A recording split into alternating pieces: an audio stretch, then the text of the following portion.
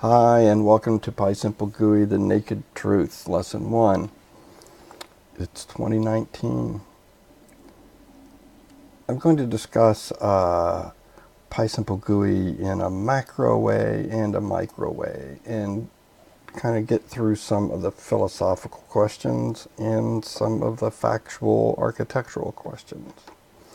Let's get going. So the first thing I want to talk about is the simple application myth, which is that PySimpleGUI is only good for simple problems. You can't build real applications with it, which is not true. False. I've seen a number of cool things built with it by professionals. I just worked on a project that had multiple windows, a system tray, communicated with Slack.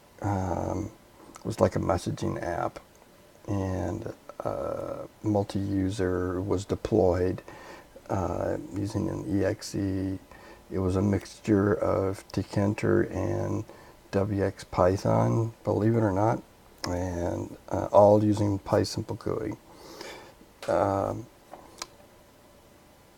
So it's not just simple applications that it's good for, although it is good for simple applications. As you know, it's super simple to program. Who's using it? Students choose it for their final projects sometimes. They'll have a project to time sporting events, was one I saw. And so they needed to go out and find a GUI and write their project using the GUI, and they found PySimpleGUI. They found tkinter and Qt, and they ended up, like many students, ended up using PySimpleGUI, and it turned out really well for them. High school students do well using it. There are courses that are using it. There's a course in Australia that's got a class going actively right now, in fact, that's using PySimpleGUI, and they're using it fairly on in the course because you can use it with very little Python experience. I'm using it. I use it a lot. I have a large number of monitors. On the bottom of one of the monitors here sits this toolbar that allows me to launch the timer, my other tools mostly. These are systray launches. A thing that does a regression test. These push things over to GitHub. This opens my GitHub. So it's a lot easier for me to go over there and click open GitHub than it is to open GitHub somewhere else. So that thing's always hanging out. And I've got these tray icons. This one, it's red because something has happened to issues, the GitHub Git issues. If I click it, there's supposed to be a message that pops up, but there's a problem with pop-ups in general, not just not just mine, but I can at least get the menu. And I use it to get to the places I want to go, or to launch Discord.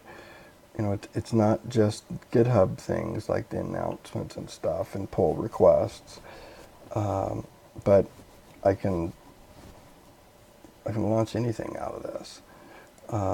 This is for another project, and it's doing YouTube scrapes. I can jump to the analytics, or I can refresh, and it goes out and does a refresh, and it normally pops up a message. Anyway, so it's very handy if you're a power user and want to highly automate your computing experience. Professionals are using it. IT people, engineers, finance guys. Yesterday I counted, and there's 209,000 pip installs that have happened. So somebody's using it. It's not just people prototyping stuff. There's real users out there. Give it a try. Okay, so what is it? This is a thing that's really not well understood, particularly by the detractors. But a lot of people don't quite get what PySimpleGUI actually does and what makes it so cool. And it's because why it's so cool is that it wraps normal widgets. So all GUIs have these widgets: text input, a text output, a multi-line input or output, buttons, menus, menu bars, all those widgets are presented in a single unified fashion in PySimpleGUI. You've seen them before. They're text, input, button, right? Here's a layout. This is just a super simple little program. So I take all these different ports and their widgets and I turn them into our PySimpleGUI widgets. So they're presented to you in this very unified fashion with just a shitload of parameters. If you hit Control P, you'll see them. PyCharm is a must with PySimpleGUI. It just is. Don't try it with anything else. So it presents these widgets in a particular way, and it re-architects the data flow. So it makes this layout really easy. We got that part, right? Let's talk about the data flow and what makes it so cool. So here on, I'm sorry, it's just not doing the right thing for me to zoom this. Let me show you data flow. We've got this little window here. And if you're writing directly in tkinter, these two buttons will have callbacks. And you'll have a function. There's show button function and a exit button function. And your code may look something like this down here. Let's look at this. Def button 1, print button 1 click, def button 2 clicked, right? And you put your button code inside there. That's tkinter. The PySimpleGUI way is that you do not get these callbacks to these functions. Your entire interface to your GUI is through this window read call. The callbacks still happen, but they happen inside of PySimpleGUI. I get these callbacks and I do my magic and I present them to you as reads. And let's go back and look at the code here. So the PySimpleGUI way, this was the tkinter way. The PySimpleGUI way, we had event values as window.read. So we read the window. And if the event is button 1, then do your button 1 stuff. Else, if the event is button 2, then do your button 2 stuff. And you could just as easily call your button, if you really wanted to have, functions, which you probably do. You could do, this.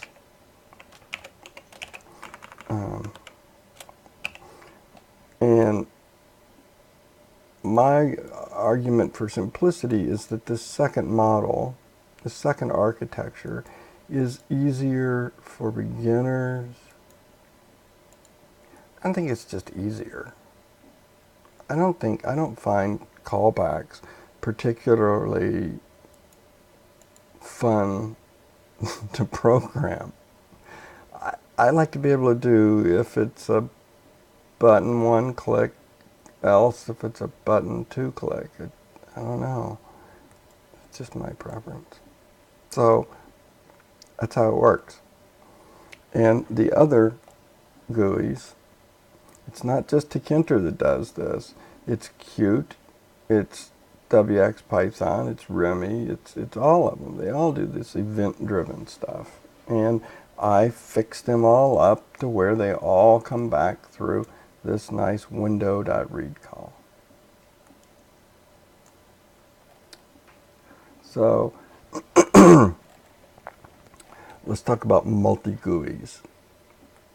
like a multiverse thing. It's PySimpleGUI's magic trick. That's not that I tried to talk about a lot, but I don't demonstrate it. So here's the magic trick.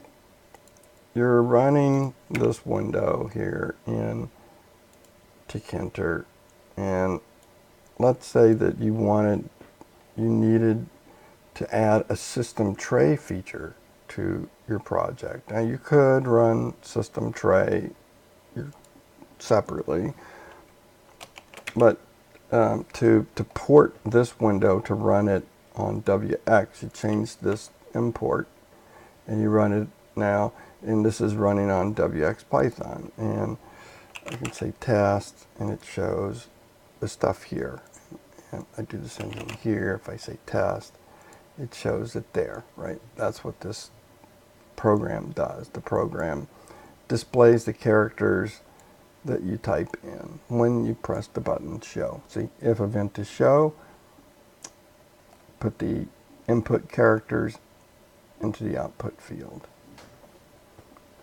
So we've done WX, we did tkinter, let's do cute. We run cute, test, show. It pushed it over a little bit. There's a little bit of a difference in how they behave. But that's it for those. And then we can also web. We're using PySimpleGUI web, and it launches a browser. The expected behavior was you typed in characters, and it shows it there. Hit the exit button that closes it. So we've just run our program on 4 different platforms, 4 different GUI platforms, and the only characters I changed were these characters right there, the ones that come after PySimpleGUI. And that is, I think, pretty magical. I don't know how practical it'll end up being, I don't know. But you can try. Maybe you don't like the way tkinter looks and you want to try WxPython. So that's the magic trick. Here's the status. tkinter is complete. It's pretty solid. It should be your first choice. It's got the most stuff. Cute. It's what I would call an alpha stage.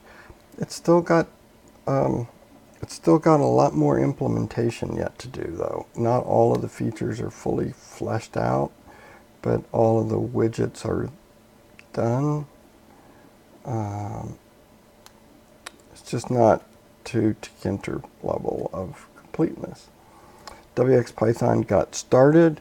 I think I'm up 2 tables as the next element, or maybe that's the one I just finished. I know it's always a target. And it was the highest priority until the web came along. And then here's the web, is the other supported platform. It's based on a package called Remi, which is a wonderful package. If you ever want to do web that's much further than what I can give you with PySimpleGUI and want to code directly, Remi is a cool choice. And the developer is awesome that makes that package. He's been of tremendous help supporting this port. So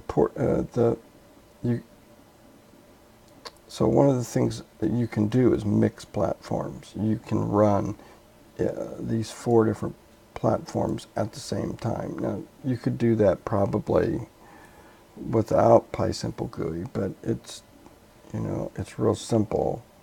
Of course, with PySimpleGUI, you can import one as SG and another as WXSG or something, and make the same calls. So the priorities, web and Replit. That's the #1 priority. And It may not be a popular choice, but it's the #1 priority for me because it's an illustration tool that is fantastic. It's a way for me to write code, post it, and have people run it without ever installing the package. And I think that is just it's such a powerful thing. I can get people to try PySimpleGUI by simply going to a web page. They don't have to install it. They can go to the web page and they can see it run, and they can see the output, and they can interact with the window. So that's the #1 priority.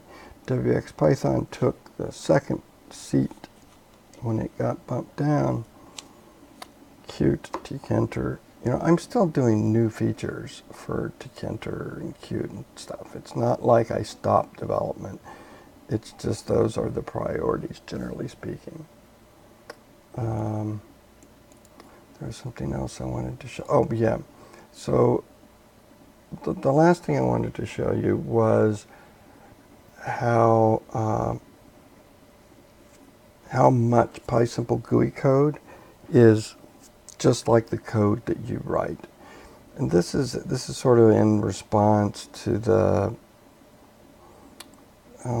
there's a sentiment that PySimpleGUI is lacking because it's not the real thing somehow. But I just want to show that part of the packaging of a text element.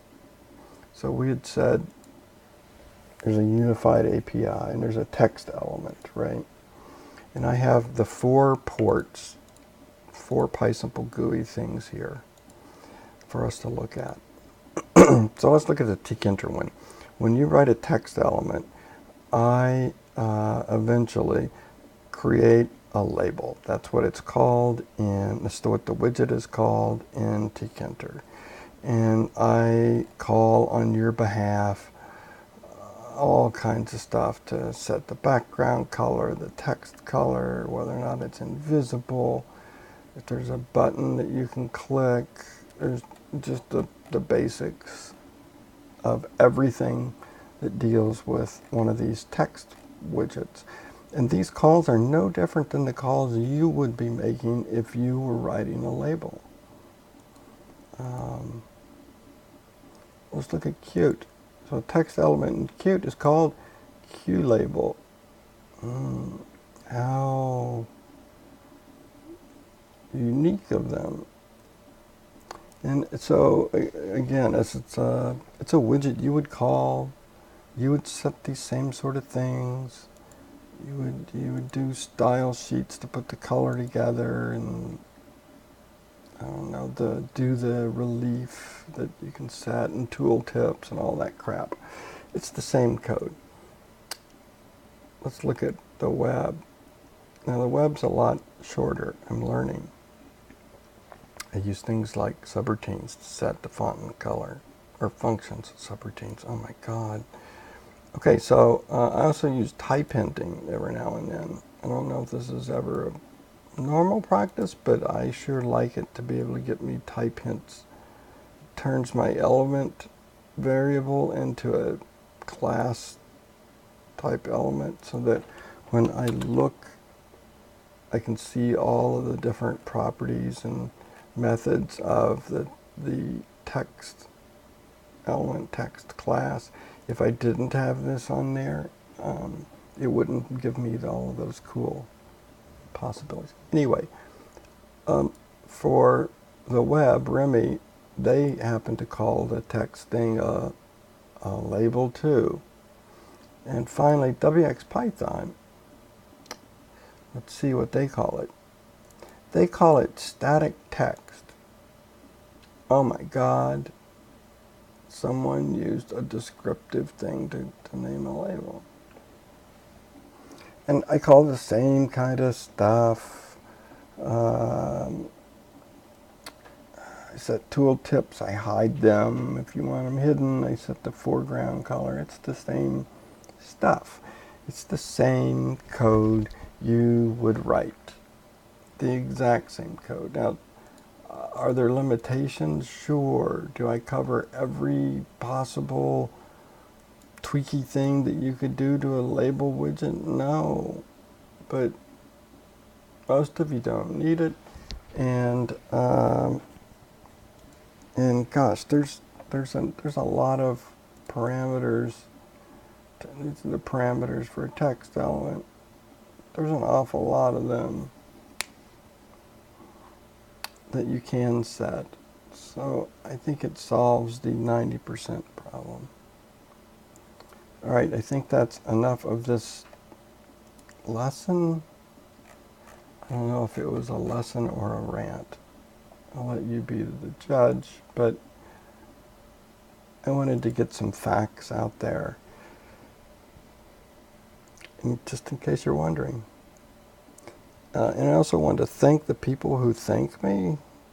It happens more often than I'm prepared for sometimes. So they're always a very pleasant surprise, and they are highly motivating. It can make a big difference just to read a thank you comment somewhere. Having a shitty day and read a thank you comment, and it turns everything around. And also, it does help to get your feature implemented.